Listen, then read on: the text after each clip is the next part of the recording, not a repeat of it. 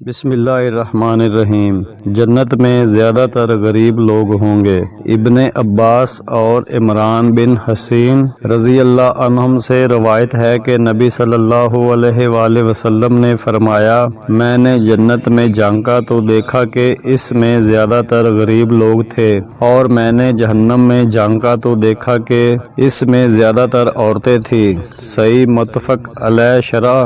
نبی صلی اللہ علیہ وآلہ وسلم اس حدیث میں بیان فرما رہے ہیں کہ آپ صلی اللہ علیہ وآلہ وسلم نے جنت میں جھانک کر دیکھا تو اس میں زیادہ تر غریب لوگ تھے، کیونکہ غریبوں کے پاس ایسی کوئی شے ہوتی ہی نہیں جو انہیں سرکش بنائے۔ یہ لوگ پابند دین اور مطیع و فرما بردار ہوتے ہیں، اسی لیے جو شخص آیات میں غور و فکر کرتا ہے اس پر یہ آشکارا ہوتا ہے کہ صاحب حیثیت اور امیر لوگ ہی رسولوں کو جھٹلاتے ہیں، جبکہ کمزور و ناتواں لوگ رسولوں کی پیروی کرتے ہیں۔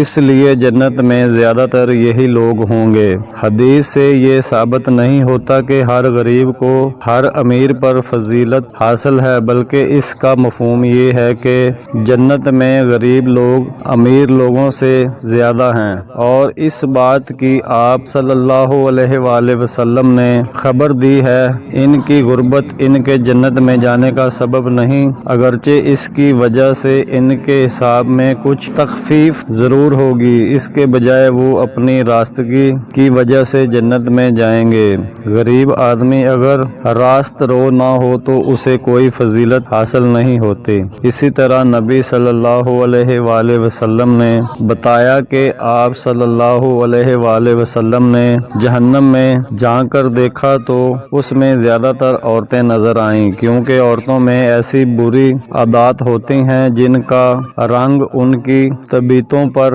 حاوی ہو جاتا ہے اور وہ ان میں رچ بس جاتی ہیں۔ شوہر کی ناشکری اور کثرت کے ساتھ لعن طعن کرنا انہی بری عادات میں سے ہے، اس لیے ان پر ضروری ہے کہ اپنے دین کی حفاظت کریں تاکہ جہنم سے محفوظ رہ